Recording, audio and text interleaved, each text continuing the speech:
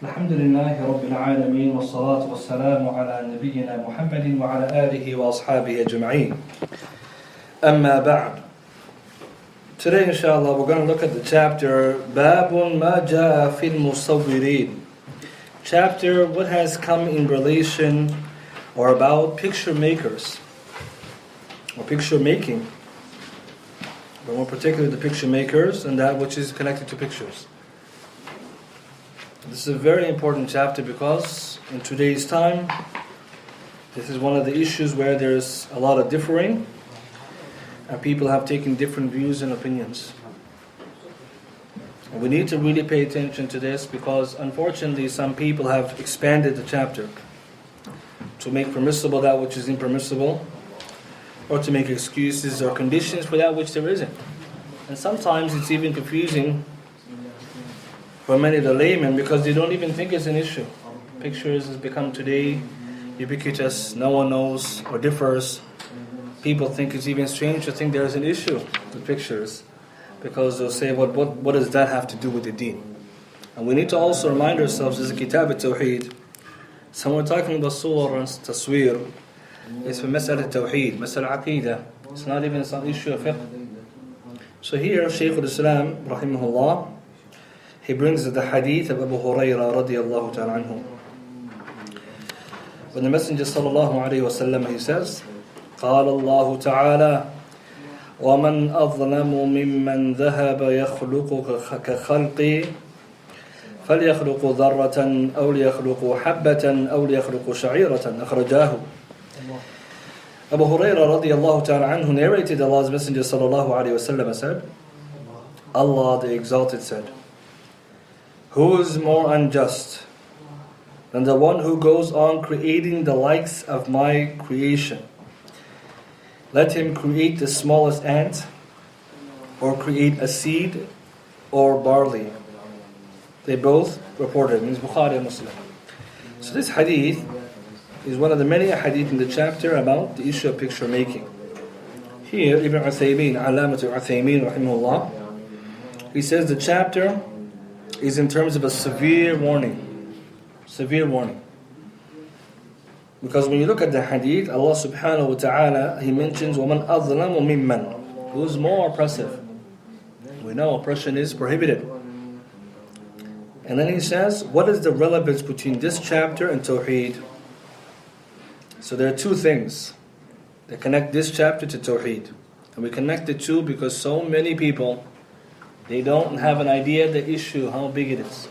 Number one, that picture making involves some kind of creation and making by which the picture maker or the one who takes the picture, he joins in partnership with Allah in creating and making. Mudaha. He has some type of similarity or effort in which he tries to compete with Allah in his ability to create. Because Allah is al-Khaliq, al-Musawwir. Allah is the creator, al-Bari'u, the originator, al-Musawwir, the fashioner. Number two, it's in relation to the issue of being a dhari'ah, a pathway, a means towards shirk. And many of us, we know that. As occurs with the people of Qawm Nuh. Nuh alayhi salam, his people, they ended up worshipping the idols, the five we mentioned in Surah Nuh, because of picture making. Hadith Bukhari, Hadith Ibn Abbas radiyallahu ta'ala anhuma. So we benefit from this two things why this is connected to Tawheed. Number one, the picture maker is competing with Allah subhanahu wa ta'ala. And we're going to explain how they are competing with Him in the ability to create and to fashion and make. Second, it's a pathway towards shirk. Because when somebody, he draws pictures and makes statues, later they will be venerated until the point that they are worshipped. And it happened with the people of Nuh alayhi salam. And until they got to the point where they believed that the deities were the actual real deities. وَقَالُوا لَا تَذَرُنَّ آلِهَتَكُمْ. They said, don't leave off your deities, and they mentioned the five. And we know in Islam, anything that's a means to shirk is prohibited. Sadd al-Daraya, they say in Surah Fiqh. we prevent the means to that which is prohibited. So then the Shaykh, rahimahullah, he says, in relation to this hadith, the chain of transmission of this hadith goes back to Allah, the Mighty, the Sublime. And then is referred to as Hadith Qudsi. We mentioned this before, what Hadith Qudsi is. And the explanation regarding that is in the chapter about the excellence of Tawheed and the sins it expiates. So if you go back to volume 1, page 80, the Shaykh explained his opinion what Hadith Qudsi means, and we explained in the lesson. The hadith begins, وَمَنْ أَظْلَمُ, who is more oppressive, مِمَّنْ ذَهَبَ يَخْلُقُ كَخَلْقِي, who is more oppressive than the one who goes to try to create like that which I create. Man here is interrogative, means it's general. Who means anyone. And there is no one more just. This is what it's intending. وَمَنْ أَظْلَمُ means he is the most oppressive. The Shaykh mentions a good benefit. How do you reconcile this between other verses in the Quran? وَمَنْ أَظْلَمُ مِمَّنْ مَنَعَ مَسَاجِدَ اللَّهِ. Allah says, who is more oppressive than one who prevents from the houses of Allah? وَمَنْ أَظْلَمُ مِمَّنْ افْتَرَى عَلَى اللَّهِ كَذِبًا أَوْ كَذَّبَ بِالْحَقِّ. Who is more oppressive than the one who fabricates a lie upon Allah or rejects his proof? How do we reconcile with these other types of oppressions? He says there are two ways of looking at it. One is that they're all people of oppression. All of them are doing dhulm. Second way, each of them is the worst in their category. So he says dhulm nisbi in relation to that issue. So there's no contradiction, alhamdulillah. Each of them is oppressing in one way or another, which is equally wrong, or each of them is the most oppressive in that regard. So there's no issue here in terms of contradiction. So the person who is oppressive here is the one who he tries to create like the creation of Allah. And so here we benefit. Allah is the creator. So we know yakhluqu means Allah creates. The creator. Khaliq is the one who creates. And what does it mean to create? Because when you hear the word creation, what does that intend? He says one meaning in Arabic is taqdeer, estimation. To estimate something, its proportions, its size, its form, and then to make it. So here he says the Shaykh that when we say taqdeer, or afwan khalq, it refers to an action which involves estimation. As for Allah subhanahu wa ta'ala, but with respect to the Creator, He does not need to contemplate or think, because He has perfect knowledge. Allah creates instantaneously. He doesn't need to reflect or contemplate. Jalla wa Jalaluh. As for mankind, when we say create or to form, it just implies contemplation and thought beforehand. Because you need to figure out the design, and then you form it. So the benefit we take from this hadith, or this part of the hadith, Allah says, كَخَلْقِ. Does that mean human beings create? Shaykh says, it indicates the permissibility of using the word khalq in regards to Allah and the creation. But not that they are creators. So for example, somebody says, this company created a new phone. Halal to say that? This company created a new phone. We always say it. Not bad, alhamdulillah. Nothing wrong with that. Because we get it. كَخَلْقِ. Allah says, yeah, like my creation. To create like my creation means that they create. But then, what's intended by that? Taqdeer. That they're doing it by estimating it, planning it, contemplating it. So benefit, there's nothing wrong with that statement. But we also know it doesn't mean they're literally creating. Because creation also implies creating something, means forming something, bidun is method sabiq, without having a prior or previous example. Allah subhanahu wa ta'ala creates, He creates something from nothing. That's creation. Not us manipulating Allah's resources and saying we are creators. Very important. Some people, they misunderstand. Human beings are not creators. We're only manufacturing, producing what Allah subhanahu wa ta'ala has already put on the earth. We don't create something from nothing, nor do we create something without already an example from Allah's creation. So the benefit here, you can use that. Before going further, what is the definition of surah or taswir? Because when you hear this word, it confuses people. What is the picture? Linguistically, it can have more than one meaning. But are we talking about the picture that we know today in our phones? So the fact that we take linguistically, Ibn Athir, rahimahullah, one of the earlier hadith scholars, one of the experts in classification of terminologies, as Kitab At-Tawheed fi Gharib al-Hadith. It's a book where he talks about strange words in hadith and clarifies them. He says, السورة ترد في كلام العرب على ظاهرها وعلى معنى حقيقة شيء وهيئته وعلى معنى صفته. That essentially, in the Arabs, when they use the word picture, once we use the translation, a surah, it implies the apparent, manifest thing and the reality of that particular thing. It also refers to its form and its attributes. So when you say a surah, it doesn't just mean literally a picture. Surah to shakhs could also mean his form. It could mean his reality. It could mean essentially his sifat, his attributes. So if you look at this definition, it's very general, encompassing. It also benefits us because then we're not talking about only the picture that we have today. Anything that can be called a surah is included in this discussion. And so the benefit we take from this is that this issue is related to Allah. It's related to Tawheed because Allah is al-Musawwir. So if this issue, we understand that Allah subhanahu wa ta'ala being the Musawwir, we need to protect ourselves from competing with Him and His names. Very important. Today, people don't look at it from that angle. They don't look at what they're doing. If you take a picture, you are essentially competing with Allah in that angle. Of course, not in its reality, its full sense, because we can't create, but we can imitate and try to. Allah subhanahu wa ta'ala, He mentions, هو الخالق البارئ المصور وهو الذي يصوركم في الأرحام كيف يشاء. Allah, He created you in the wombs however He wills. So here's the benefit. So in terms of using the word creation for the creation means that humans create, it's permissible, the Shaykh says, but it doesn't mean that we're a khaliq. So let's not be confused. Khalqi means that we can say human beings are khaliqun. La, they're not creators. And this is beneficial because it comes in another hadith that we are actually producers. As a benefit, Hafiz ibn Hajar rahimahullah, he says, أن كل شيء دون الله هو بصنعه. Everything besides Allah is in reality according to His creation or through His creating of them. Because the hadith comes, قال النبي صلى الله عليه وسلم حديث حذيفة إن الله يصنع كل صانع وصنعته وهو حديث صحيح ibn Hajar says. So Allah subhanahu wa ta'ala, He created every صانع. Human beings, يصنع صنع means to create and form. So human beings are صانعون, not خالقون. We are created producers. Nothing wrong with that statement. Allah created us. سُنْعَةُ اللَّهِ الَّتِي أَتْقَنَ كُلِّ شَيْءٍ. Allah's creation which is perfected in everything.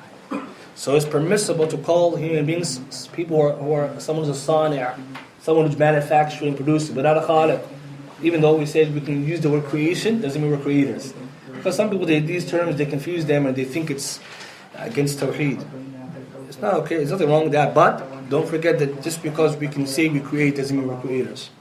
The term, just the term, not the idea. Also, the benefit we take is that Allah subhanahu wa ta'ala is the only creator. So number one should be fooled by this hadith. Because why is Allah telling them to create? Or why is Allah displeased with them trying to create? Because they're not able to. No one can create anything besides Allah. This is the whole bottom line. Because we said long ago, it-Tawheed. The beginning lessons we said, Tawheed al-Rububiyyah consists of three things. And one of them is that you believe Allah is a khaliq. So you can't say here why the humans can create. No, it's intended by this that the person who's doing picture making is as if he's trying to do this. He's competing with Allah in this angle.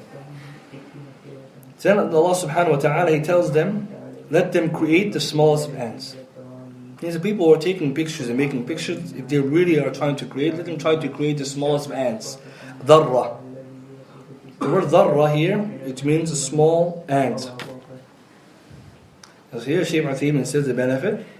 As for the one who says the word dharra refers to the nucleus or the atom, then he has erred.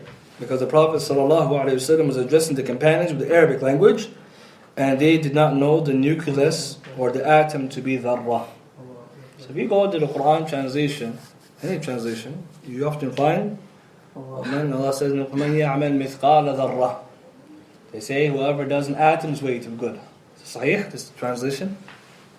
According to Mufassirin, la. Dharra here doesn't mean atom. It means small ant.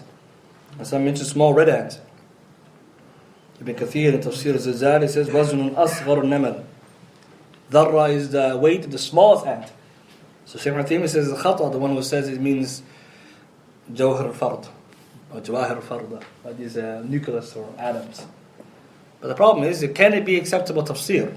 Because most translations they do this. They say that dharra means atom's weight. So we say what's more correct according to the ulama, mufassirun, it actually means a small red ant. However, it is possible to interpret it this way, in the sense that some of the ulama argue that. مثلا, if you go to the end of the Kitab At-Tawheed of Imam al-Shinqiti rahimahullah, Tafsir al-Zilzal, Tafsir Surah al-Zilzal, it's not this part of the book, the side benefit. Kitab At-Tawheed is written by Shaykh Muhammad bin al-Shinqiti rahimahullah, which is one of the best tafasir you'll find in our contemporary time. Tafsir al-Quran bil-Quran. Many of us might don't know this, but it's a great book, resource. Tafsir al-Quran bil-Quran only. He left out all the aqwal al-ilm and that, just using only Quran and hadith sahih, and sometimes opinions. But everything he says in there is based on the Quran. So this tafsir is a unique type of tafsir, because those who study tafsir know there are many types of tafsir. You could do tafsir bil-Quran with Quran, tafsir al-Quran hadith, Ibn Kathir is tafsir al-Quran hadith, statements of ulama, language, everything. So this is one of the unique types of tafsir, and he wrote this because he said it's the most best type of tafsir, because the best who explains the Quran is Allah Himself. And it's also very difficult, because you need to have strong knowledge. In any case, in this book, Adwa Bayan rahimahullah, or by Shinqiti rahimahullah, is a great book, but he didn't finish the book. He stopped this of the surah Mujadala. So side benefit, if you ever read this book, whatever comes from there to Surah Al-Nas is not written by him, but by his student, Shaykh Muhammad Atiyah Salim. It's a benefit, because some people don't know that. He finished it for him. Anyways, he argues there that you can use the word dharra to mean atom. Because he says, Allah says in Surah Al-Saba, وَمَا أَسْقَرُ مِنْ ذَلِكَ, that whatever comes, the atom, what's less than that? So he says this is splitting of the atom. Protons, electrons. Chemistry is not that good, but I know that much, right? So he says that, and he says this is dalil, because dharra can include this, meaning of our time. And this is an opinion, inshallah, it's maqbool, but it's not the strongest view. Because the earlier scholars, they didn't have that understanding.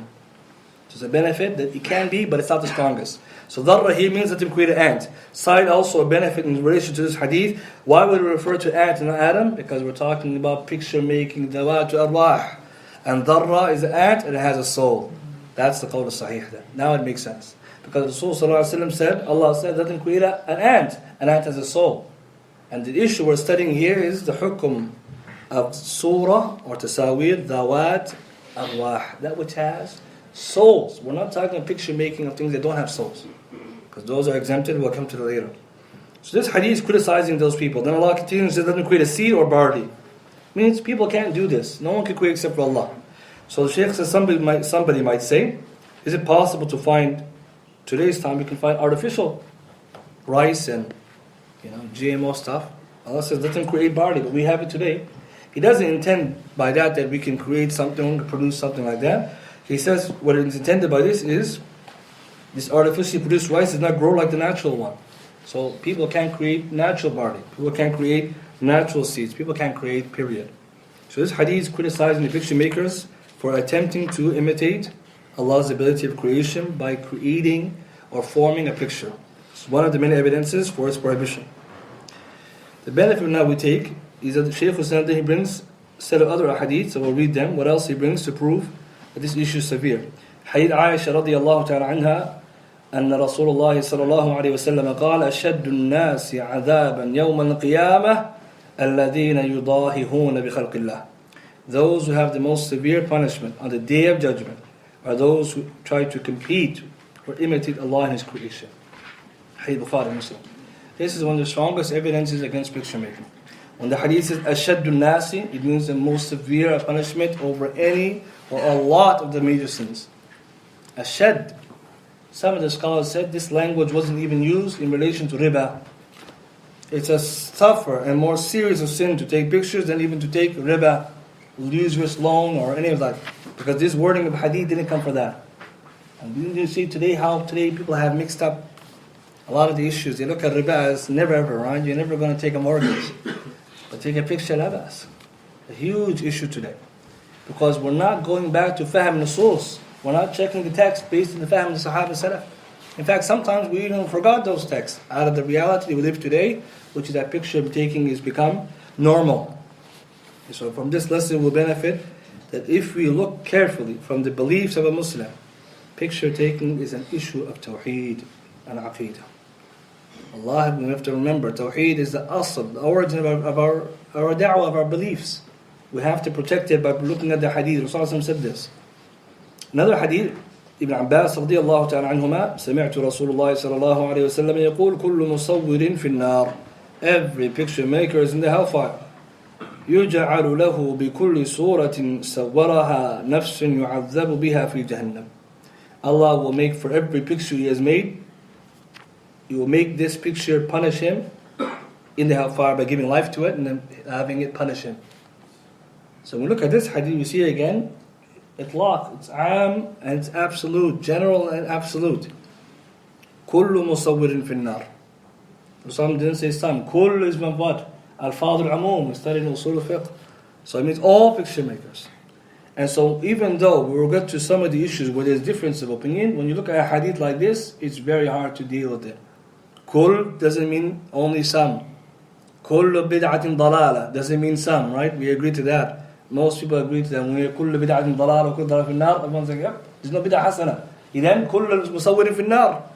And sometimes if you look at the other side, because khilaf is there in terms of certain issues of pictures, if someone who takes a picture can be called a musawwir, then Shaykh Al-Albani rahimahullah, who was of those views, who viewed that picture is impermissible in all of its categories except for necessity.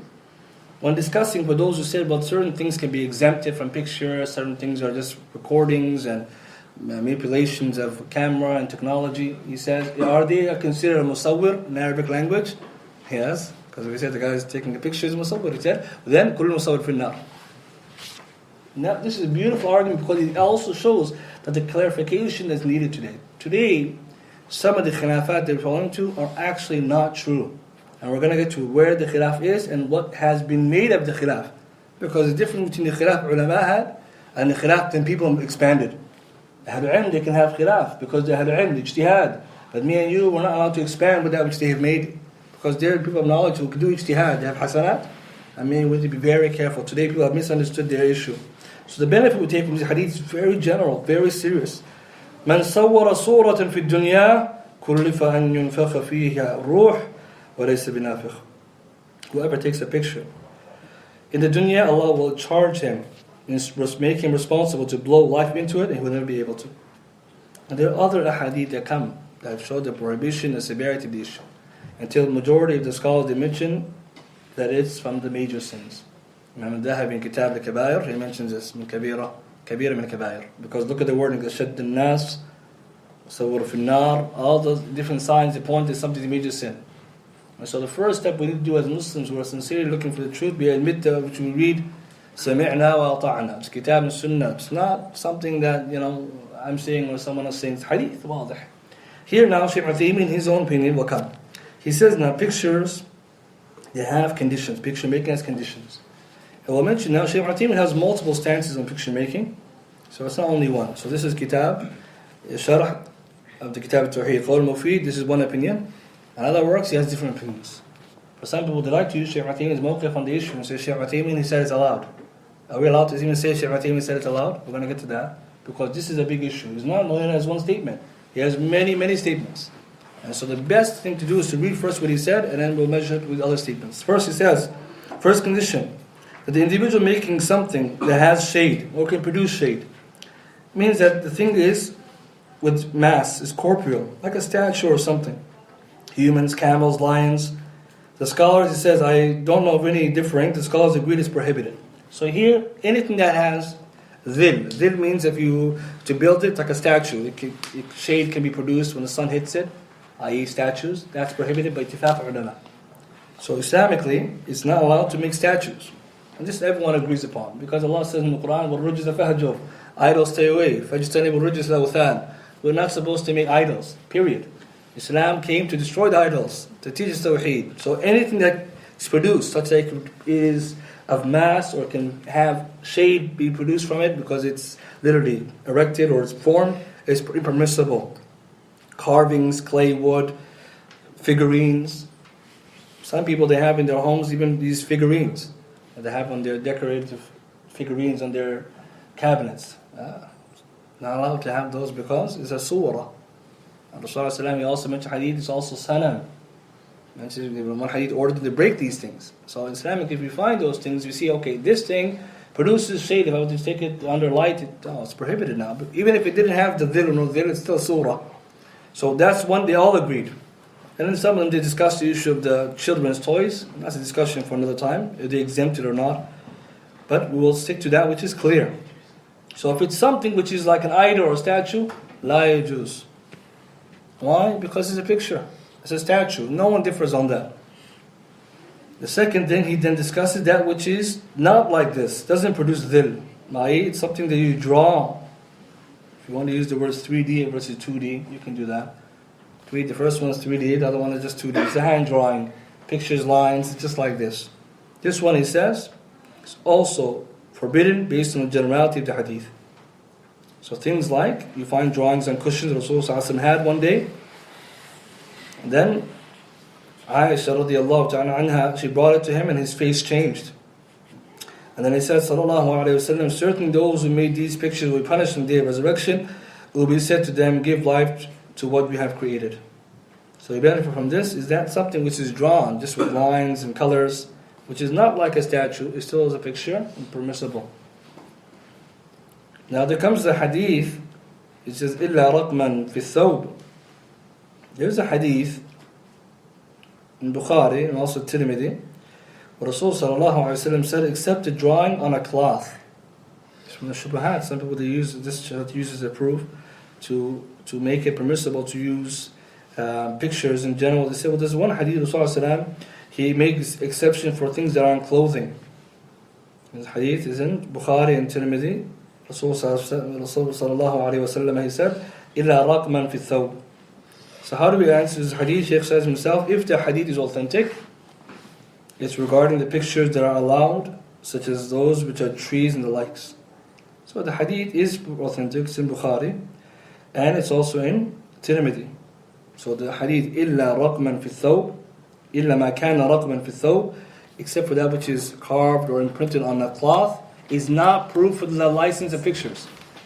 Some people, authors will come contemporary, say, that's the reason you can have pictures. Some say, إِلَّا رَقْمًا فِي الثَّوْبِ. How do we answer them? The hadith is thabit, which it is, what does it mean?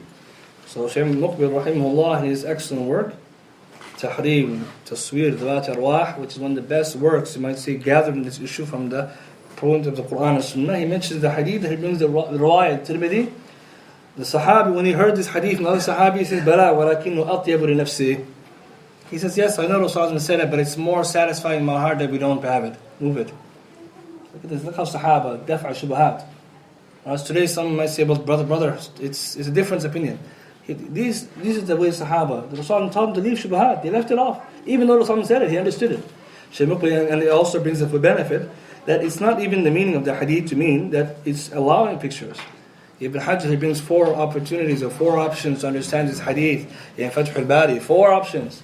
And of those 4, he says the more stronger opinion to do with this issue, after he brings these 4, is that is the third option, which is إذا كان الصورة باقية هي قائم الشكل حرام وإن قطعت رأس أو تفرط الأجزاء جاز. He said that the conclusion is it's referring to a hadith or a picture which is not of the prohibited type. One that's it's made halal, that one's okay. It's not the one that's haram. And he said هو صح. So the benefit we take إلى رقم في الثوب, no proof. And how can it be proof against the hadith we just read, which is so clear? They say كل مصور في النار. We can't compete with this versus that, because Rasulullah doesn't contradict himself, alayhi salatu wasalam. Now the third condition, he says, to make pictures using snapshots, okay, cameras, without adjustments and beautifying by the picture maker. And this area is of difference of opinion amongst the scholars of our time. So which is the khilaf between pictures? Is the pictures regarding cameras and video. The ulama differed, not with the hand drawing one. They didn't differ on the statues, they differ on the camera and the video camera. And look what the Shaykh says, without adjustments and beautifying. This is out of the picture. La ilaha illallah. What about those pictures where you put filters and Allah musta'an? Today people say, Shaykh al-Uthaymeen said. What did he say? Where did he say that is allowed? Wallahi, today we read dhulm of the Shaykh.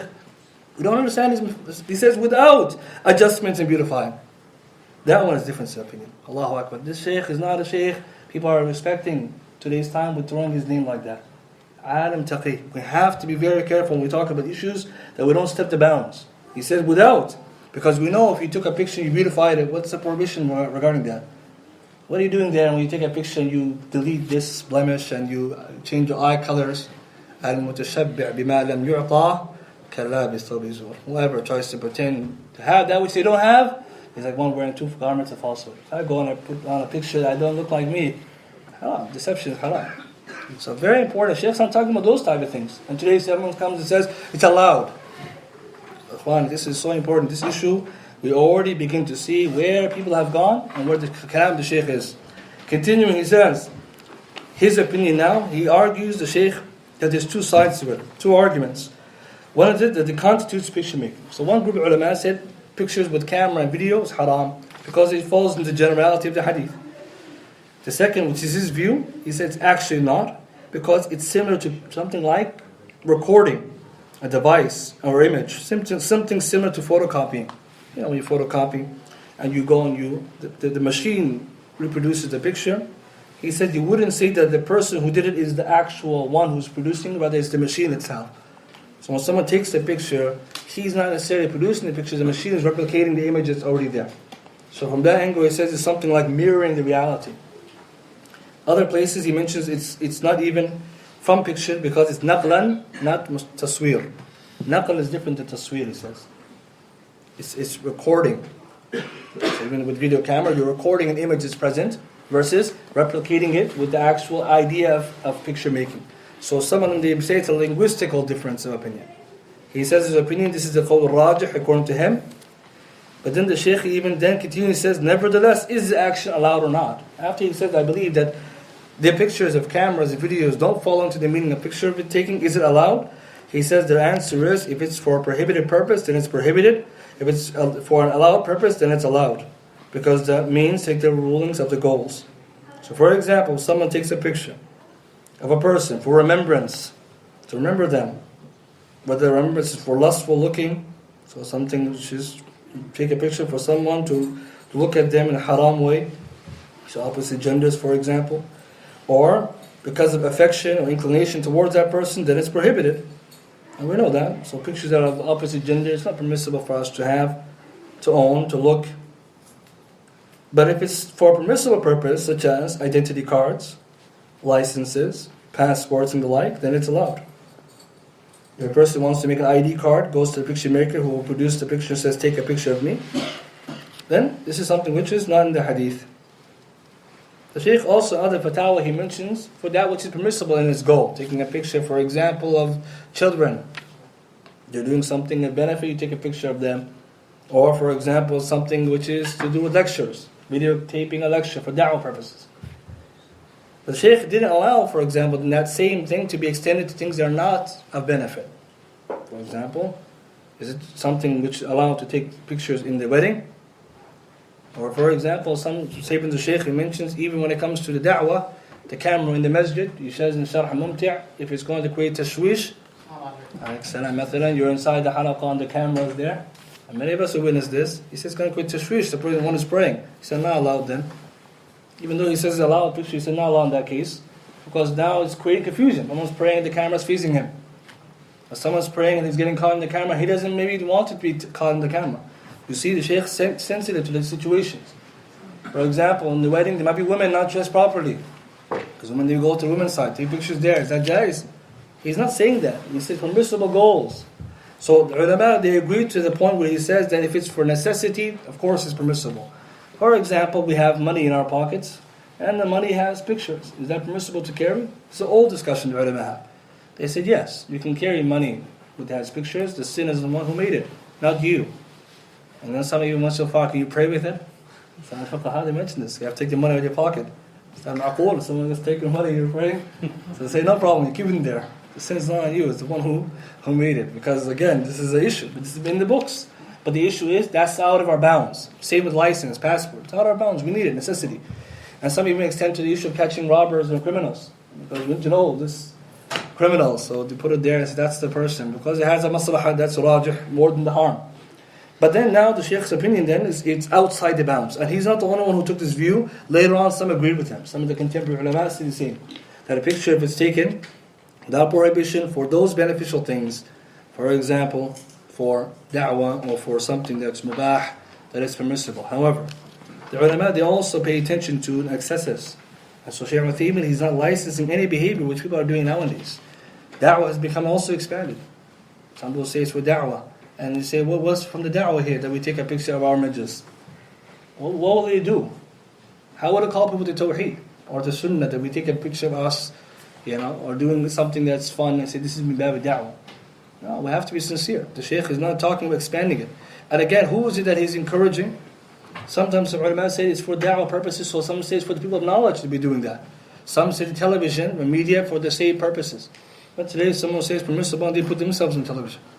What da'wah are you going to do? It's not you necessarily who's supposed to be out there. And there's always these type of difference. So the Shaykh's position in this book is this. However, other places he differ. And I'll mention that after the fourth condition, where he says that the picture making is of an inanimate object. If it's an inanimate object, then it's allowed. So inanimate object means it doesn't have any souls. So he says here, the first is things that are like outside of this. So what are animate objects? Are humans and jinn. So we mentioned, what are the things that have souls? Humans, jinn, animals, and some even include insects. Fatawa Shaykh, he mentions that as well. Insects are included in that which has. Shaykh Wadi'i, he mentions, rahimahullah, even the starfish. I think starfish doesn't have any soul, it's still an animal. SubhanAllah, this is a good fikr out there. He mentions it's one of those, because someone said it doesn't have a head, doesn't mean it doesn't have a soul. But that which has a soul, la yajuz. This is what the prohibition is. Taswir dawat arwah, that which has a soul. What about those things we don't know have a soul in it? For example, take a picture of the cupboard or the... No, that's fine. It's outside of the bounds.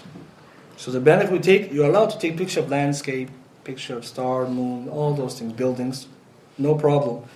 Based on the hadith Ibn Abbas in Bukhari and Muslim, when he mentioned the hadith, a man came whose job was picture making, and he said, this is my livelihood. So he told him then that if you have no way out of it, and this is your work, then take picture of that which has no ruh in it, kashajara wal, etc. Tree, Ibn Hajj Fath al-Bari, they mentioned the sun, the moon, the stars, etc. So landscape and inanimate objects, no problem. So here we see there's a majad, there's a way out, there's a permission here. Take pictures of food, and take pictures of settings and houses and stuff like this. Cars, etc. As for that which has souls, then this is what the prohibition is dealing with. So he says, for instance, a person snaps or takes a picture of his car. It's allowed, since producing the car itself is basically allowed.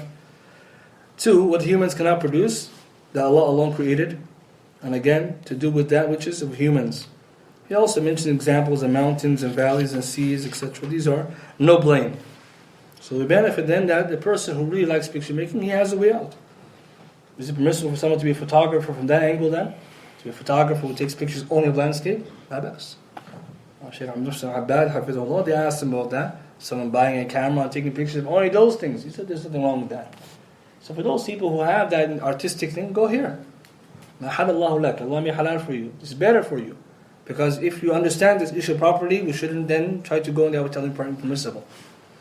As for that which has souls, then it's impermissible to take pictures of them, as the hadith is telling us. And it goes back to the issue of the issue of what is more unjust.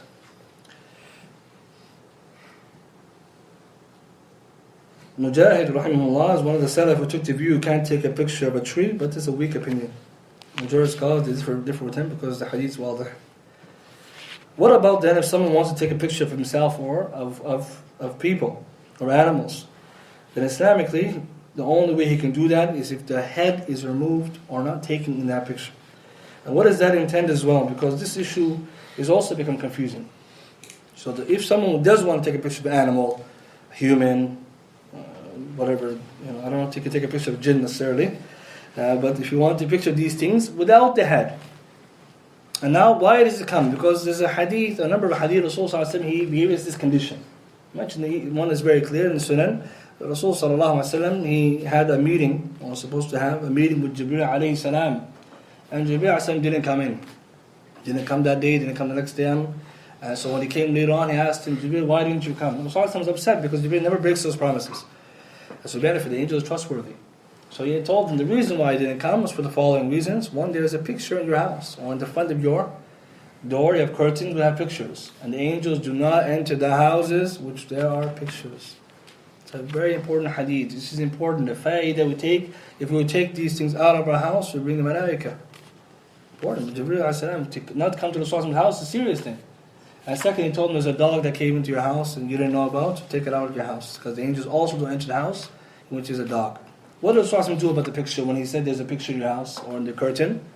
He told him to take off his head and make it kahiyat al-shajara, in the form of a tree. So to disfigure it, to make it like a tree. So if you take off its head and its hands are just open and it looks like a tree. Now it's no longer considered a picture. Another hadith Ibn Abbas supports Rasulullah said, "As-suratu ra's, fa-idha quti'a ar-ra's fala surah." The picture is considered the head. If the head is removed, it's no longer a picture. Hadith Sahih, Shaykh Al-Albani authenticated in Sahih Al-Jami'. So we look at this hadith, you see that the Rasulullah gave us a way out. Let's say somebody wants to take a picture of a family gathering. If it's below the head, then la bas, nothing wrong with that. But today we've been tested with pictures of one another. And some people argue, but there is no fear of shirk. Right? We ask a sincere question. Today, are people not obsessed with pictures? Is Instagram and Snapchat the number one platforms of all social media? How can someone argue they don't connect to our hearts? And some people are worshipping them because they look at these pictures day and night and day. Some people, they even probably look at people's pictures just for the sake of looking at it. There is a huge issue. So we can't tell ourselves that this is a little bit difficult. Rasulullah is talking about Tawheed against shirk. Because at the time of Quraysh, they were making the idols and statues, and people today are looking up to pictures severely. It's not to say that it's something small. It's in fact strong attraction in the soul. That people today, they look for the sake of looking at pictures. If there's no pictures, we don't even read. Some of us, we say there's nothing to see. Very important. We need to be fair. Some people, they don't want to admit this. It's a reality. So this is the way out. So therefore, then what about selfies? And the other names which I don't want to mention. There's other sisters of selfies. There's other types. What's then the ruling then? Well, they're hidden for us.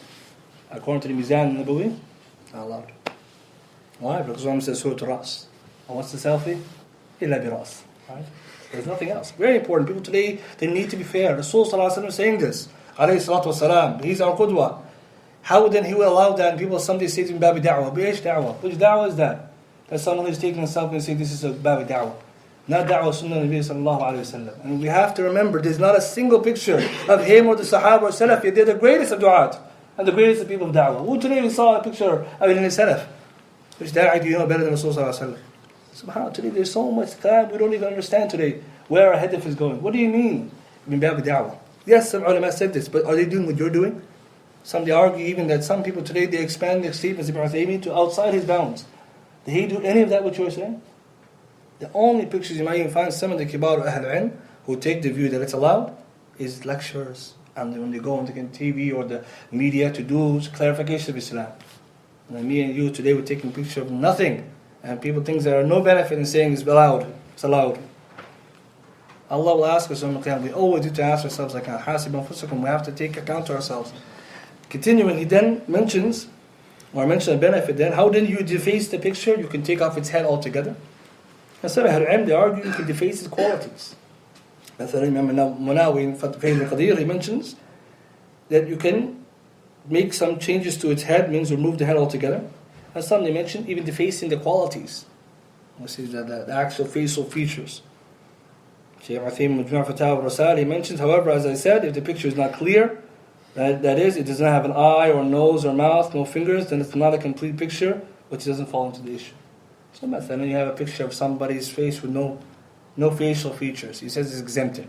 Some mentions if you remove the face in its place, you put something like a foot, right? Because that's not how human beings would look. Hashiyat al-Sindi, Abu Hassan al-Sindi, and Shaykh Sunan Ibn Majah mentions the same. Ibn Qudam Mughni also. He says, likewise, if at the beginning of the drawing one draws a body without a head, or a head without a body, or places a head, and the rest of the body is a picture of another animal, then this is not the prohibition. It means you change the picture such it doesn't look like something which is known. Kitab Al-Mughni, volume 8, page 111. So this is some ways the ulama they mentioned if someone was taking a picture of that which has souls, how they can escape it. But as for that which is directly has the soul in it, it has the face and the head. And what's more correct even when it comes to the taghyir, the changing of the picture, is to actually take the head. Because the nas is wadih, it says as-suratu ras. So some of the ulama say that you can take the facial features. This is an argument, an opinion, but what's safer is the whole head itself. Because Rasulullah is instructed by Jibreel to do what? To remove its head. He didn't tell him to change his facial features. So that argument is there, but stronger than just to take the head. The benefit then, he continues, the Shaykh mentions the next hadith which we read, that the people with the severest punishment on the day of resurrection were those who try to imitate Allah's creation. So here the word ashaddu means the harshest and the roughest. That's the benefit he takes from this. Adab, it means in penalty and punishment. And it also, it says, is used for something that pains and hurts even if it's not a penalty. When he says the punishment on because he will enter the fire, and he mentions the example of the Al Fir'aun, أَدْخِلُوا آلَ فِرْعَوْنَ أَشَدَّ الْعَذَابِ, and put, Allah says, the people of Fir'aun into the severest of punishment. So here he says also another benefit, that punishment doesn't always have to be in this form. It's like Rasulullah said, as-safar, travel is a part of punishment. قِطْعَةٌ مِّنْ عَذَابٍ. Nonetheless, this hadith teaches us the severity of the one who makes pictures. He says this hadith shows that picture makers will be punished and that they will receive the severest punishment. And the reason for that is they're imitating the creation of Allah, and not because, as many claim, that they made them in order to be worshipped besides Allah. And this is something else. So a benefit that comes, some people they mistake. They say that the hikmah or the illah behind the tahrim, the prohibition of taswir dhawat arwah, is because it leads to idolatry. When I take the picture, it doesn't lead to idolatry. You missed the point. That's one of the two reasons. The first one is mudaha, you're competing with Allah. So if you're competing with Allah, you fall into the first category, that's it. Even if it doesn't lead to you right now to worshipping something, it's still from that angle. Then he mentioned the ayah, وَلَا تَعَاوَنُوا عَلَى الْإِثْمِ وَالْعُدْوَانِ. You should not participate or cooperate in sin and transgression. Continuing then, the Shaykh mentions other ways of imitation, because some people will say, well, I didn't intend to imitate. Do you need an intention to imitate? And so it's a quick benefit. And the answer is no. For example, if someone he imitated and he didn't know he was imitating, it's still imitation. Gives the example, someone wore clothing particular to particular people and he didn't know. And then someone else meets him and he says, this clothing is for particular people. He may say, I didn't intend to. It doesn't have to with intention, because you still imitated. That's the idea behind it. So if someone to argue, but I'm not intending to create, I'm not intending to have these pictures be worshipped, it doesn't matter. It still falls into it, because the hadith, it didn't give us those excuses or those exemptions. Added to this, the Shaykh then he summarizes the benefit or the harms of this entire chapter. After he mentioned the other hadith as well, he says then the punishment for the picture maker is the following. Number one, that he will be the most severely punished or amongst the most severely punished. If we hear this clearly and we know then their issue, then it becomes something which we should stay away from. With all sincerity, we should be clear and say then, pictures of things that have souls, if they will receive the severest punishment, Yawm al-Qiyamah, it's not something we want to participate in. It's very important, because when we look at other issues of major sins, we know them. Killing, stealing, gambling, alcohol, we know how bad they are. But Rasulullah said, Ashad bin Nas, the most severe. And that language wasn't even used for many of these same sins. So one benefit, number one, that's how serious it is. Rasulullah to show you how much he disliked pictures, Hadith Bukhari and others, any picture he had in his home, he used to tear it up. Hadith Aisha, he didn't leave any picture in his house except he ripped it. Sallallahu alayhi wa sallam. Nabi sallallahu alayhi wa sallam. It's not something that we got from anywhere else. Also, when he came to Fath al-Makkah, into Kaaba, how many idols were there? 360. He destroyed all of them, and when he went inside the Kaaba, some riwayat mentioned they had drawn pictures of Quraysh. Of both Ibrahim and Ismail shooting Azlam, heirs of divination. Prophet got very angry. He erased them and he said, may Allah curse those who did this. Means Ibrahim and Ismail are far from shirk. But how detestable he was. One hadith mentioned he told Umar to go clean it, because he didn't want to enter haram in that state. When he saw that there was idols in there, he said, Umar, you go and clean it. He didn't want to enter even. Sallallahu alayhi wa sallam. Can you imagine? This is his response. This is how he dealt with it. Sallallahu alayhi wa sallam. And today we might say, this is extreme. This is too much. لَقَدْ كَانَ لَكُمْ رسول الله أسوة حسنة. How can it be Rasul sallallahu alaihi wasallam is a qudwa hasana? The best example. He's teaching Tawheed and Shirk, against Shirk and teaching towards Tawheed. If it was such an issue that it became like this, that he wouldn't have. It was something small. He wouldn't have been treating it this way. Number two, that for every picture he makes, Allah will create a soul for him, that which he will be punished in the fire. Number three, that he'll be charged to blow life into him, and he will not be able to do so. Four, he'll be in the hellfire. Again, mashi'atillah, under Allah's mashi'ah. Perhaps someone will be forgiven, and perhaps Allah will hold them to account. It's not to say guaranteed.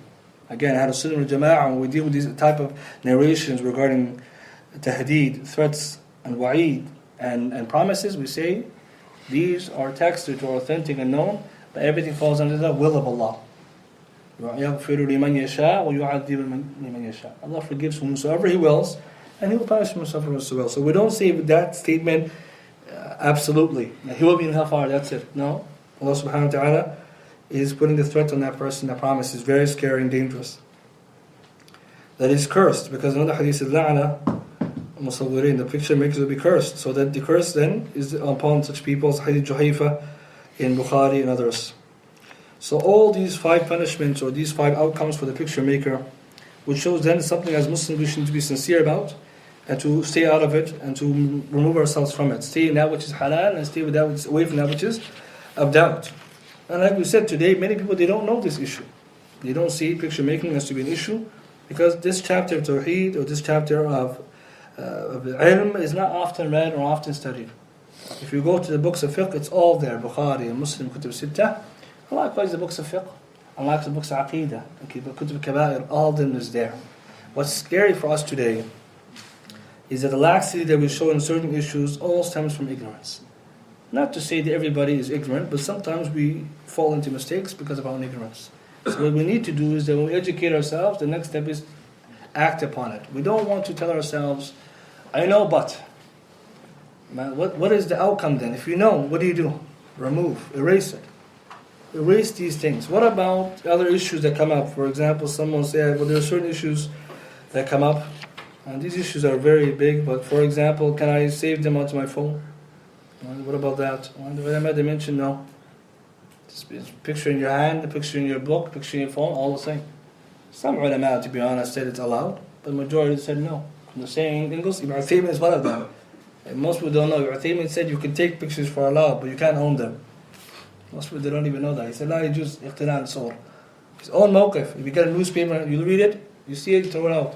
He said, not allowed to own it, let alone take it. He said, you can take it, you can't own it. People, they don't know that. The Shaykh says this. And today people, they say what Shaykh Muhammad said. Where did he say that? And today we see that that's why a lot of people are confused, because they take the Shaykh's statement generally. It's like a smokescreen. Shaykh Muhammad is for everything. And we're going to mention now, even some Shaykh say, you're not even allowed to say, he said it. It's a lot of absolutely. He never said it like that. So that's one. How about issues regarding the Shaykh's own position? We'll get there. Shaykh has multiple statements. So here's one.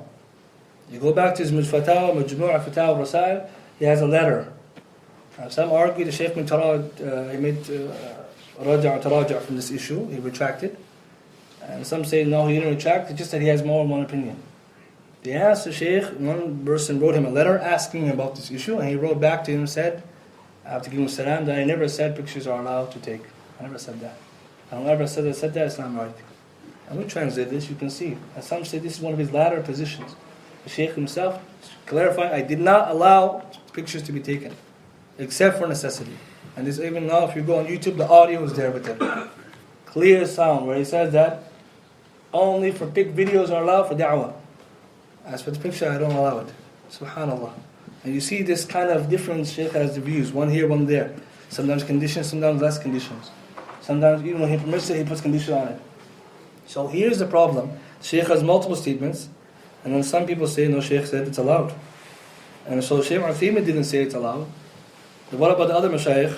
The kibar al-ilm, we know, they prohibited. Shaykh Ibn Baz, Shaykh al-Albani, the permanent committee, Shaykh Fawzan, so many mashayikh say pictures are permissible. And some even argue that when it comes to the camera, it's almost majority from ijma'. We don't have anyone who said that, except for Shaykh Uthaymeen, and even he's not clear. As for the video, then some of them permitted it, some didn't, on the same grounds, for da'wah versus no da'wah. So here comes another question then. What about then taking videos for the sake of video taking? And in the videos we're doing it for the sake of, where can we say everything's da'wah? What does da'wah to Allah mean? And it's so important that we don't expand this because the threat is serious. And then here comes an issue that we need to pay attention to as well. And it comes to usul al-fiqh. When you have something which is arguably permissible, let's say someone takes the view that it can be permissible. And in there's also prohibition. There's the picture makers and the hadith. What do you do then? When there's a gathering between the muharram and mubah, what goes first? According to fiqh, the muharram goes first. SubhanAllah, if we just use that principle and leave off the shubuhat, protect our deen, we'll save ourselves from all of this today. On top of the other things that led to picture taking. Picture taking leads to a lot of other stuff. For example, people are posting themselves online, their lives, and they're getting hit by the evil eye. It's not something hidden. Ayn haqq. People are posting themselves online and they're being spied on by other people. People are posting themselves online and people are following them. Tajassus wa tahassus. They don't care about that. Sisters are posting online things permissible. Al-maratu awra. Where is that from this hadith, in this chapter? Who's talking about women posting themselves and beautifying themselves online? Where is that from Shaykh Uthaymeenn's statement? Sometimes we see it, even we don't even know where anyone said that. And in fact, we see this is where the problem is today. In fact, some people today believe that it's the only way of da'wah. And that's also a sign that we have been misled. And I want to mention a benefit, because the Shaykh himself, his statements are many. Shaykh Abdul, one of the Mashaykh here, Shaykh Barak, amongst the ulama who discussed this issue particularly, he actually has a fatwa called Mawqif Allamat Muhammad bin Salih in Taswir. And Shaykh Barak, he wrote this as a fatwa of his own self, because people were saying, and they keep saying, you say, Shaykh Uthaymin said Allah. So his own fatwa here, he mentioned, they said in them, Shaykh, that we read, Shaykh Uthaymin said, picture making is allowed.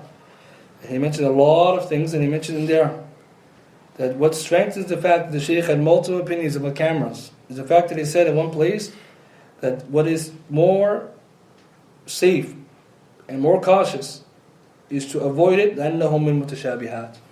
Shaykh himself saying, the Majmu' Fatawa, volume 12, page 312. Shaykh Uthaymin says this is mutashabihat. What is the ruling when it comes to mutashabihat? Leave it off. So he said that. Even though he said this as well. And then the Shaykh says, بناء على ما تقدم, based on what has proceeded here, it is clear that it's not allowed to absolutely attribute the statement of permissibility of cameras to the Shaykh. فإما يقال عنده في ذلك روايتان, either you say he has two views on issue, or you say the Shaykh he made permissible, but in himself he was also doubtful regarding it, and he had some doubts in relation to it.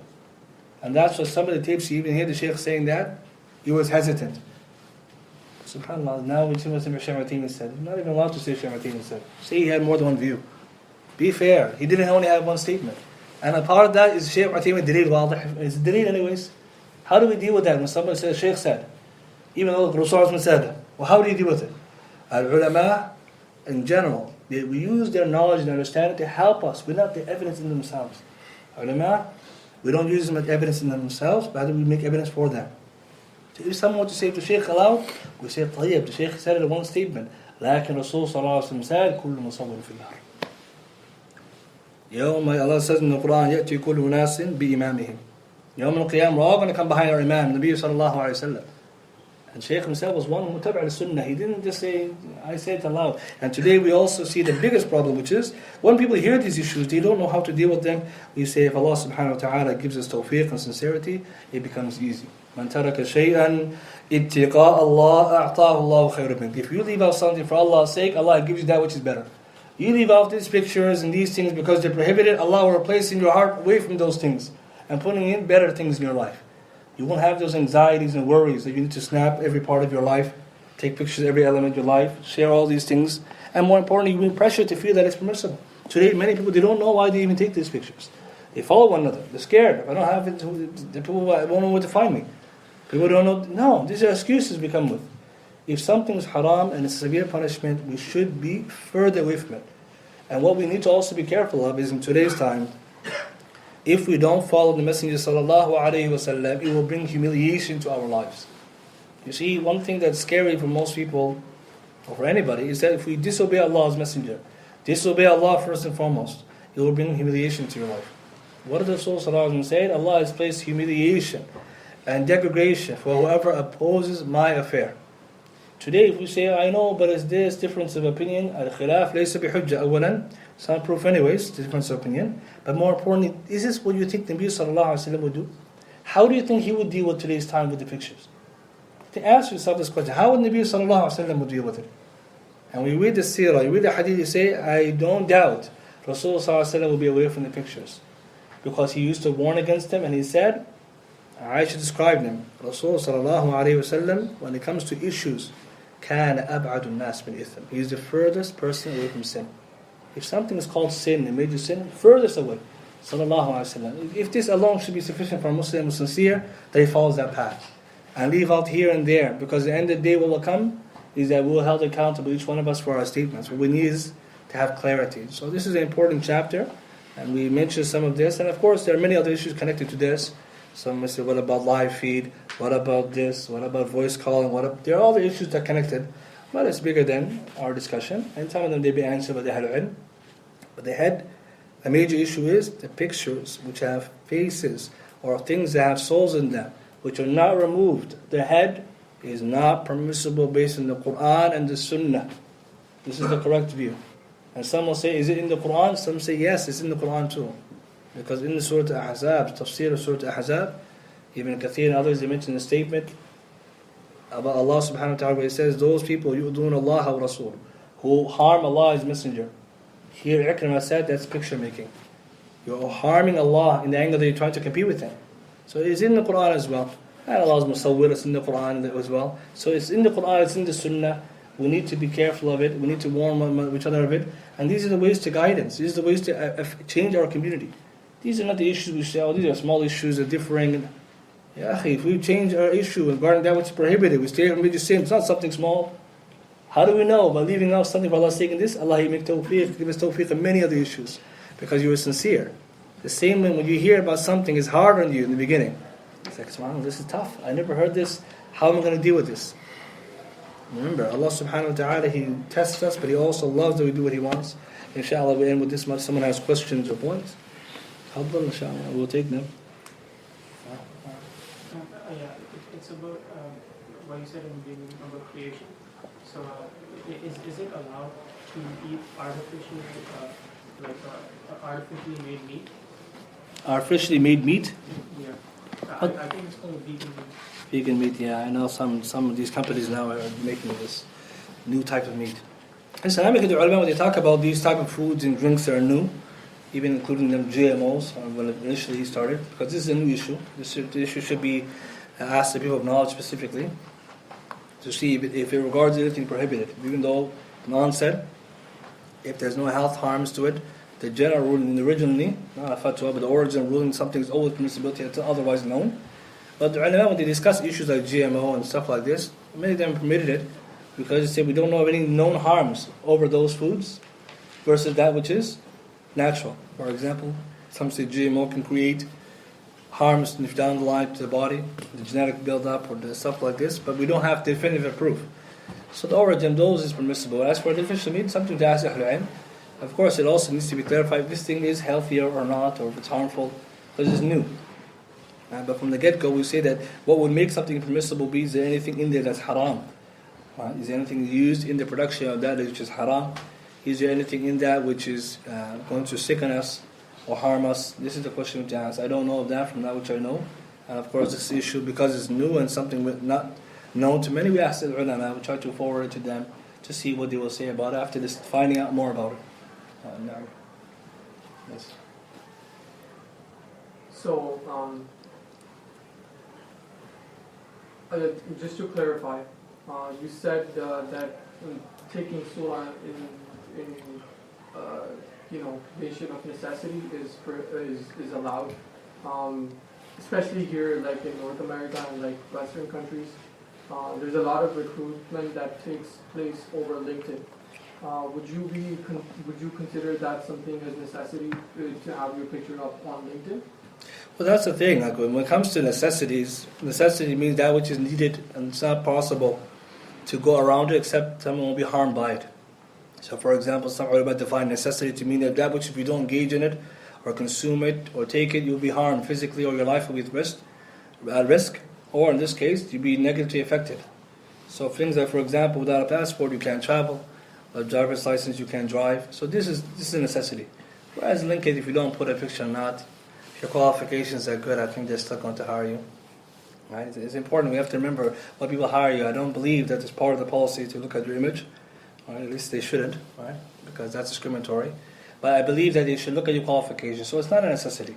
And that angle, because we don't have negative harms. Of course, if it becomes to a point where they won't take anybody, and no one gets a job at all until they have to have a picture, this is a different story. Like everyone who's on this platform can never get a job, a good job, and only can get the job if they have a picture. This is not there yet. So we need to be fair and say, well, in reality, it's not really necessity. And so what we do is we just leave it without it.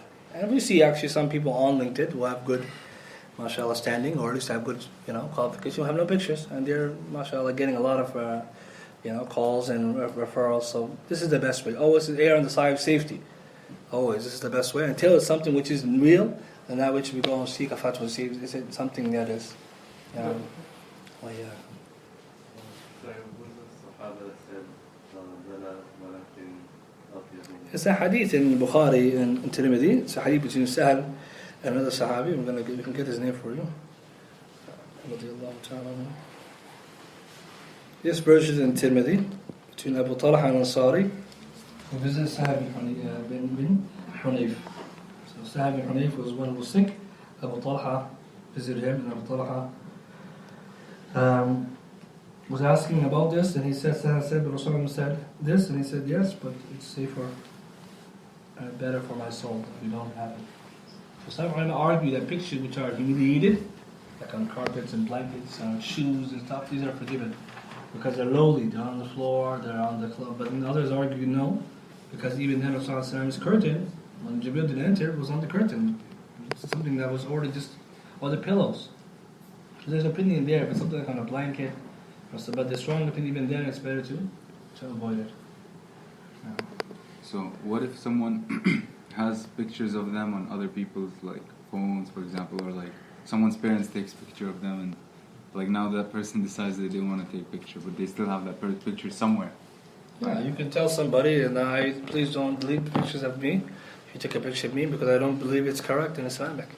You have that right to clarify to them, and inshallah they won't take pictures of you anymore. And if they don't comply, then it's upon them. Same, if someone takes a candid picture of you and you didn't see them, Allah asked them, you don't care about that. So it's very important, for us, we take our own position. Of course, someone tried to take pictures, we say, please, I don't take pictures. And we know even from basic law, you have to seek your consent. Today people are just taking pictures of people without consent. Where in the world is that? Islamic or even legal? Right? And today people, they come and they say it's okay. I don't know about this stuff. And social media is bending rules. It's even bending our ethics. People today, they're taking for example, some selfie. You didn't ask permission of anybody in the masjid. The masjid, people in the mall. What is this? Where is this from, justice? So today we have to be frank. If we don't take pictures, you tell the person, they don't listen to you, it's upon them. At the same time, if you have will and power, say, hey, I'm going to leave, you're going to take a picture of me, I don't allow it. You have to be stern with them. Some people think it's a joke. They don't see the severity. But these hadith are very severe. We tell them, you should, especially the Muslim, you should be wary of these things. But you remind them, and then it's up to them what they do. Because sometimes it takes time for some people to say, you know what, yeah, you're right, I should not take it either. Allah Allah. There's a new doubt that's arrived in this day and age, whereby people say that we've reached an age where we can now make clones, right, of animals and even human beings, and whatever. I don't know. I'm not too much. I don't know about the human beings part, but they're talking about the first sheep that they made in a laboratory, and the first. So does that fall into competing with Allah Subhanahu wa Taala in creation? When it comes to cloning and things like this, essentially, and I really Shaykh Ibn Baz, rahimahullah, or some Mashaykh spoke about it, say, number one, it's not truly competing with Allah, even though from the angle it is trying to push forward. If pictures are bad, what about trying to create actual creation, which you're not able to do. In the truest sense, creation, we say, create something from nothing, so that's impossible. And number two, manipulating the creation of Allah to produce something else, Allah has allowed us in certain degrees to do that, but it doesn't really mean that you created something. So from one angle, it's wrong, because they said that it's not scientifically proven that clones can live for long or even be successful. And we've seen examples of that. Waste of money, for example, wealth. And number two, if someone is successful in some degree, they're not really creating anything. He said they just put it together as something which Allah already created and say I created it. So we say from the angle, it's sana'ah, just manufacturing. So it's very important we say theologically, Islamically, it's not an issue. But it's not something we should say is encouraged either because the resources are being wasted. People are dying in the world. It's not something which is necessary. Allah subhanahu wa ta'ala is the only true creator. That's from all angles, you can only see this way. Yeah, anyone has any other questions? Yes. The pictures in the home, is it only the ones that are visible to the eye, or is it just... So pictures in the home, it's not only those that are visible to the eye, those are also are hidden. For example, they asked some scholars many times about albums. You put the album in the basement, it's still there.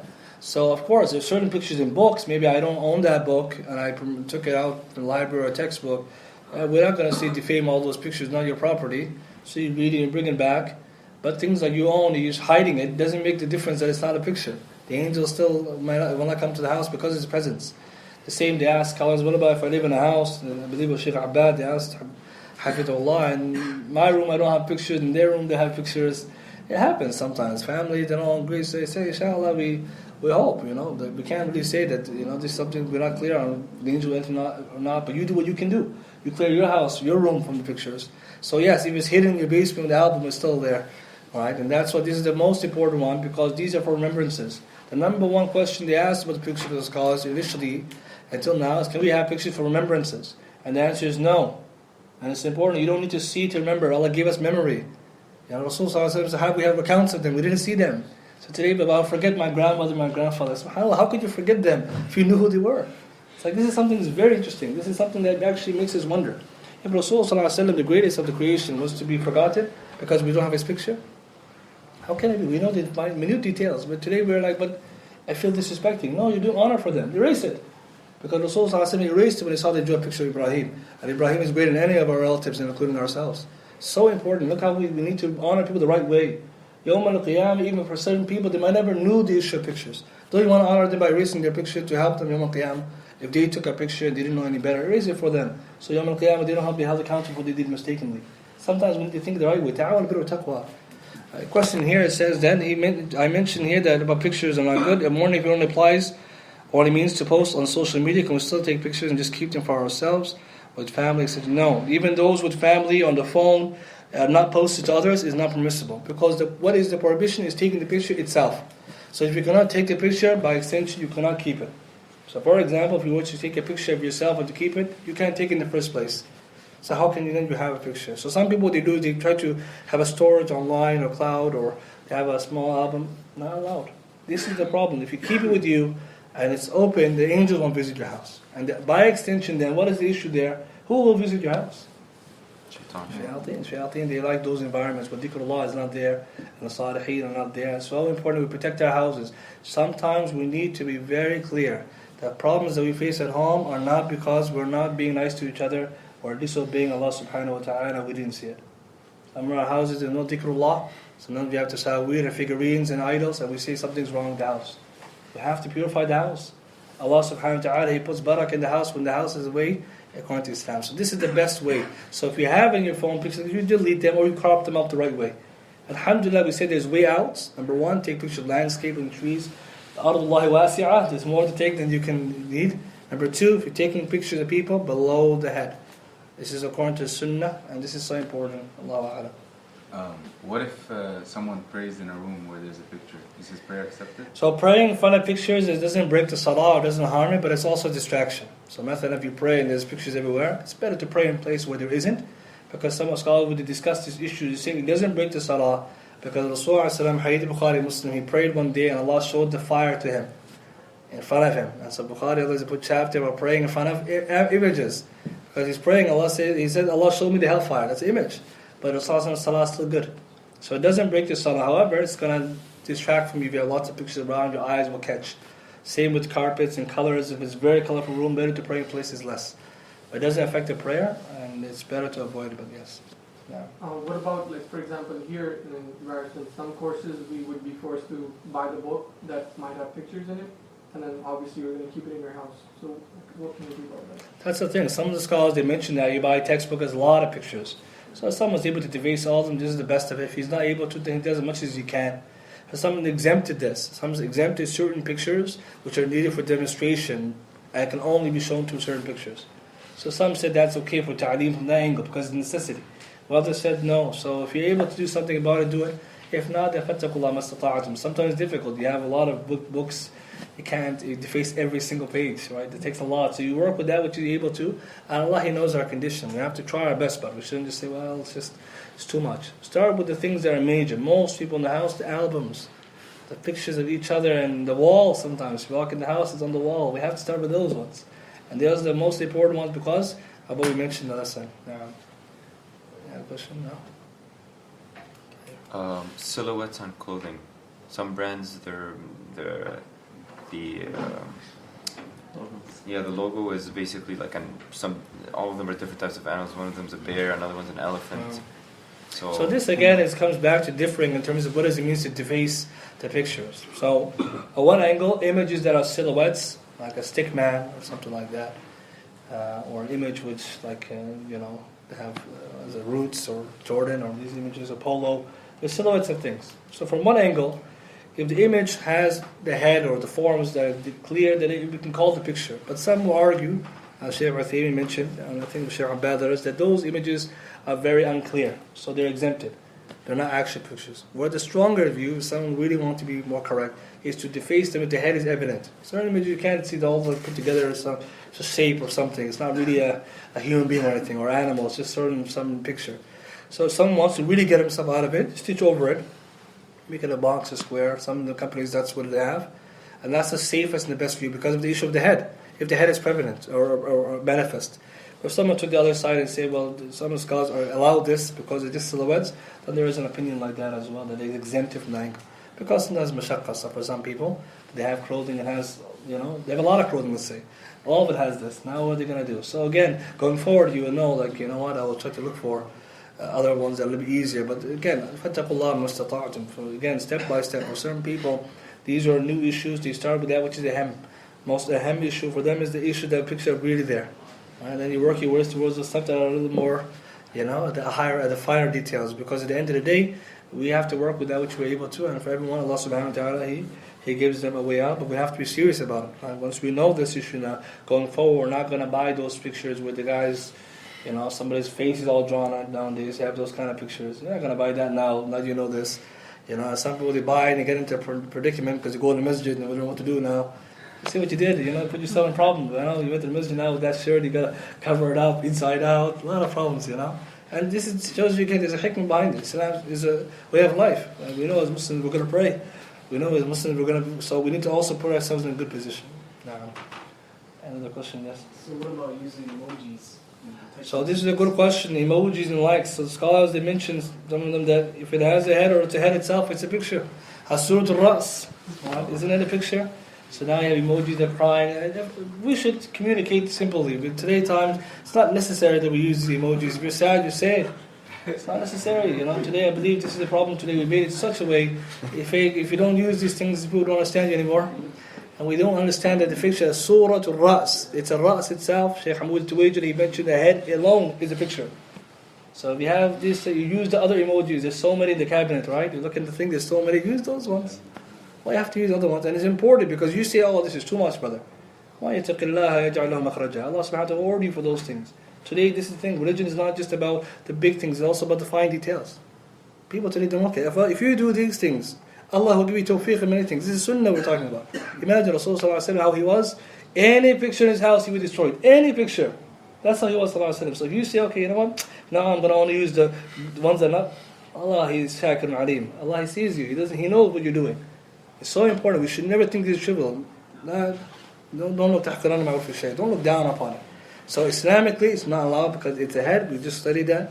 This is the opinion of certain scholars, like Shaykh Muhammad bin Salih and others. And so if we learn that, Shaykh Zayd Madkhali likewise, avoid it. And what will happen is that you start seeing yourself also becoming more serious about your faith. Because at the end of the day, the biggest problems that we have might have to do with our own selves. We need to teach ourselves to stick to the sunnah. If you teach yourself to stick within the boundaries, other people will start doing it too. Today we have to ask the question, why is it that it's normal for people to do that? But it's not normal to decide. Who's going to shift it back to the way that's correct? So you start off with a small thing and say, you know what? I learned now something. I'm going to do it. Tell my friends about it. They're not going to do it. You spread the sunnah. Allah will give you hasanah for that.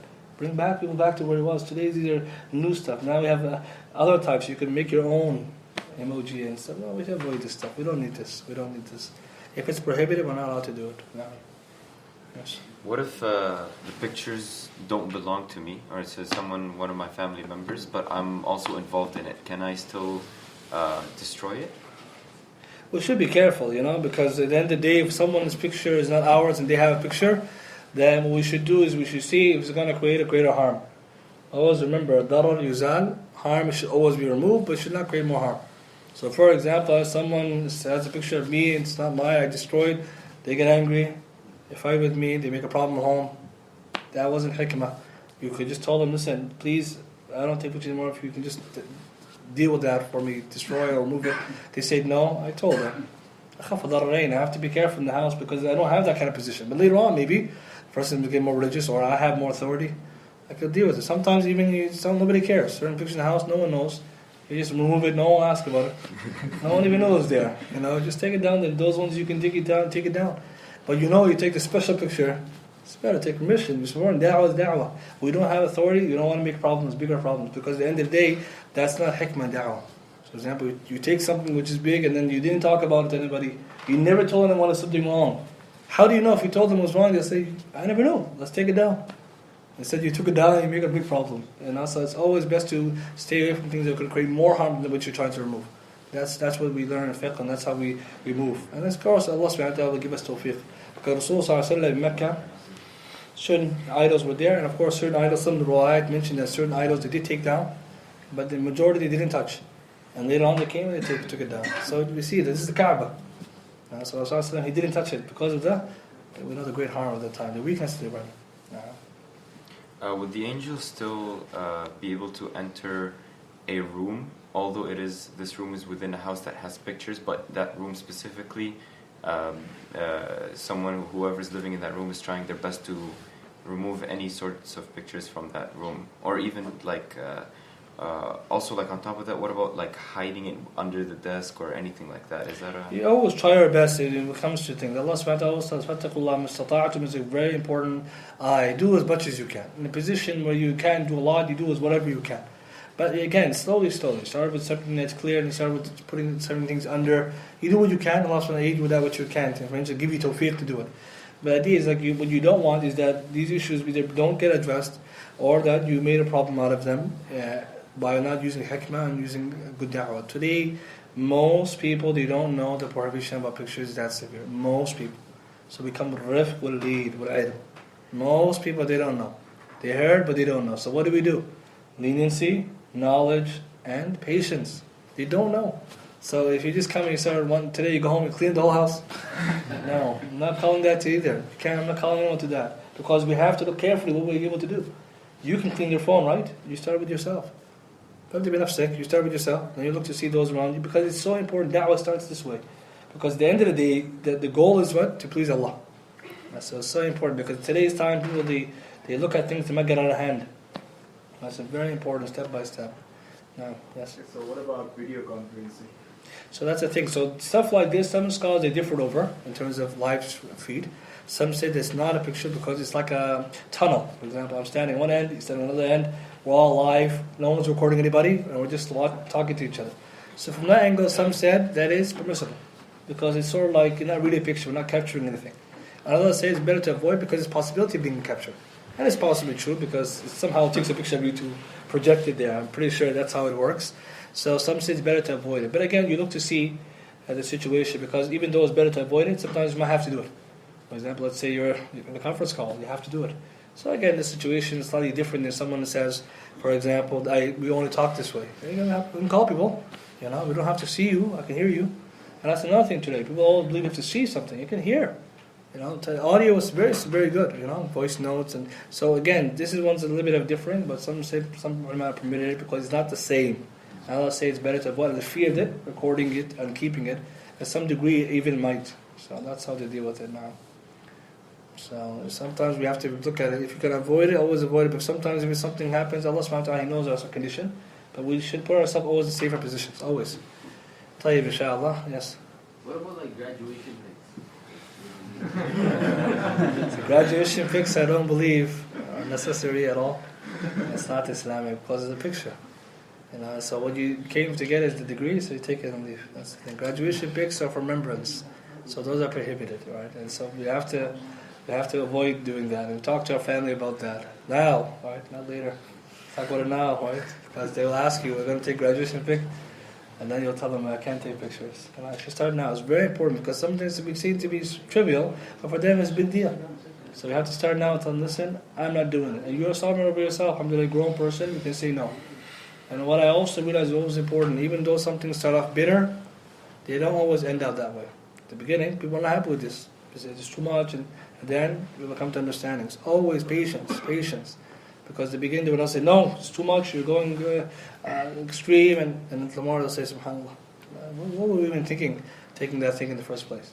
And this is how we should be. Be patient, have good thoughts about Allah and people, and don't bend over that which you know is wrong. Certain things when you know it's wrong, you stand firm for it. For the sake of Allah, nothing else. Without being rude and respectful, stand for your ground. Allah will aid us. طيب إن شاء الله. وأنا بدي سبحانك اللهم بحمدك أشهد أن لا إله إلا أنت أستغفرك.